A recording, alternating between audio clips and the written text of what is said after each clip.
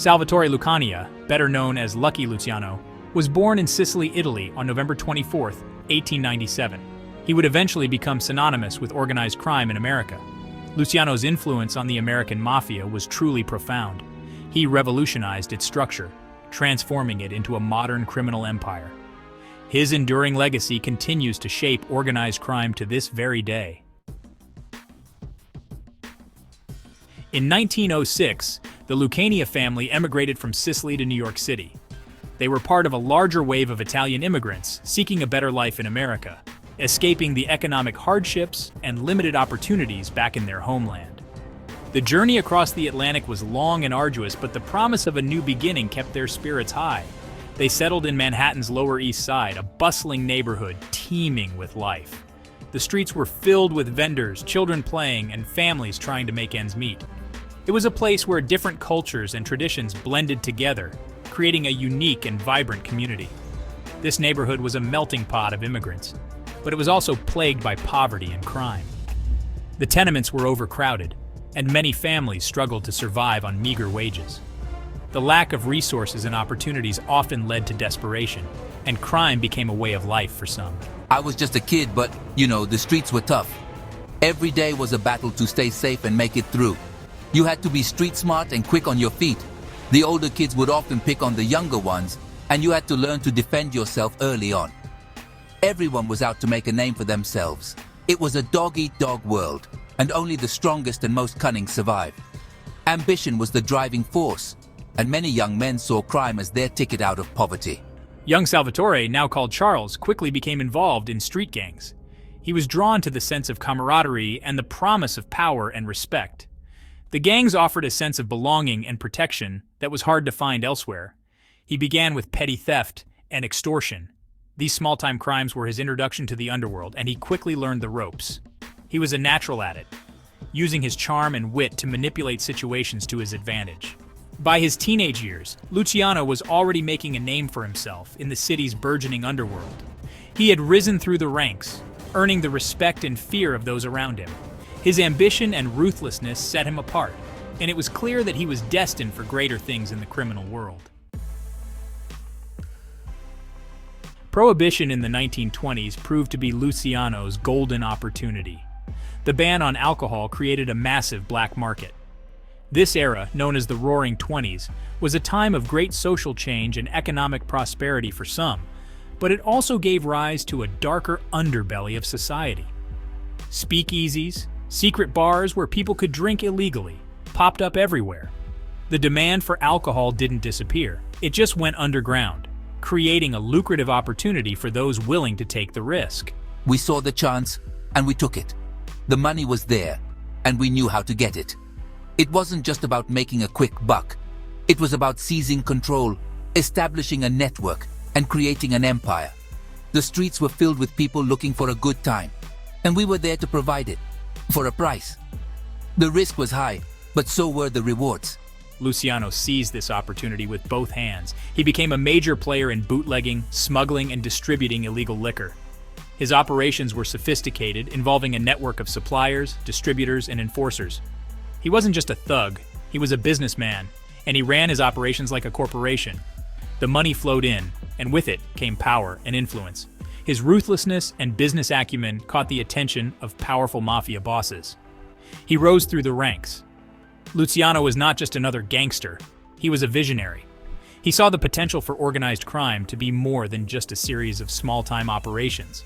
He envisioned a network of criminal enterprises that could rival legitimate businesses in terms of organization and profitability. Charlie was smart, real smart. We knew we could change things, make it bigger, more organized. He had a way of seeing the big picture, of understanding how all the pieces fit together. We weren't just running booze, we were building an empire, and Charlie was the architect. He formed key alliances with figures like Meyer Lansky and Bugsy Siegel. These alliances were crucial. Lansky brought financial acumen, while Siegel brought muscle and charisma. Together, they formed a formidable team that could outmaneuver and outgun their rivals. Luciano's ability to forge these alliances was a testament to his leadership and vision. He wasn't just looking to make money, he was looking to change the game, to create a new order in the world of organized crime.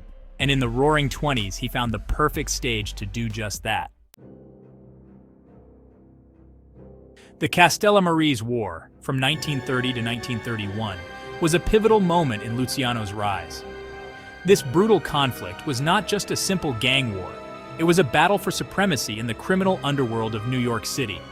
The stakes were incredibly high and the streets ran red with the blood of those who dared to challenge the status quo. This bloody conflict engulfed New York City's mafia, drawing in countless mobsters and resulting in numerous violent confrontations. The city was in a state of chaos, with gunfights and assassinations becoming a daily occurrence. The public lived in fear, and the police were often powerless to stop the carnage. Two factions, one led by Joe Masseria and the other by Salvatore Maranzano, fought for control of the underworld. Masseria, known as Joe the Boss, was a traditionalist who believed in the old ways of the mafia. Maranzano, on the other hand, was a visionary who sought to modernize the organization and expand its influence. Their rivalry was intense, and neither was willing to back down. Loyalty only goes so far. In the world of organized crime, alliances are often temporary, and betrayal is a common occurrence. Trust is a rare commodity, and even the most loyal soldiers can turn against their leaders if the price is right.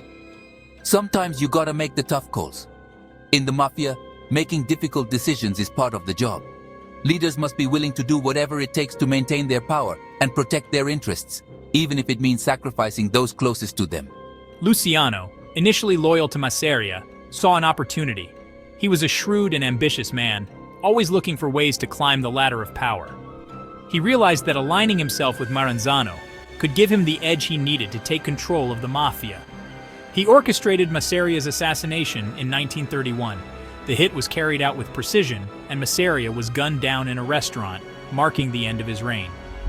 This bold move sent shockwaves through the underworld and demonstrated Luciano's ruthlessness. This act shocked the underworld and shifted the balance of power. However, Luciano wasn't finished. He knew that to truly secure his position, he needed to eliminate Maranzano as well. The underworld was in turmoil and everyone was watching to see what Luciano would do next. He then arranged for Maranzano's murder just a few months later. Maranzano was lured into a false sense of security, believing that he had won the war. But Luciano's men struck swiftly, killing Maranzano in his office. With both of his rivals out of the way, Luciano had no one left to challenge him. With both leaders eliminated, Luciano emerged as the undisputed king of New York's mafia. His rise to power was marked by cunning strategy and ruthless efficiency. He restructured the mafia, creating a more organized and efficient criminal enterprise. Luciano's reign would go on to shape the future of organized crime in America, leaving a legacy that would be felt for decades to come. Luciano's vision for organized crime extended beyond brute force. He sought stability and cooperation. He understood that endless violence was bad for business. In a historic move, I established the commission in 1931. This council brought together the leaders of the 5 families of New York City. The commission served as a governing body. It aimed to resolve disputes and maintain order within the mafia. This innovation was a game changer. It marked a shift from chaotic gang warfare to a more structured and profitable criminal enterprise. Despite his calculated rise to power, Luciano's reign wouldn't last forever. Special Prosecutor Thomas E. Dewey had Luciano in his sights. In 1936, Luciano was convicted on charges of compulsory prostitution. He was sentenced to 30 to 50 years in prison. This conviction was a major blow to Luciano's empire. However, his influence over the mafia remained strong even from behind bars.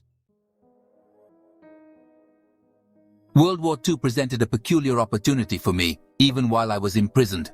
In 1942, the U.S. Navy faced a serious threat from German sabotage. They needed help protecting the New York waterfront. In a controversial move, the government struck a deal with me. In exchange for my cooperation in preventing sabotage, my sentence would be commuted. Luciano, through his connections, proved instrumental in Operation Underworld. This operation successfully neutralized the German threat. However, the deal with Luciano remains a controversial chapter in American history. In 1946, my sentence was commuted. However, I was deported to Italy and banned from ever returning to the United States.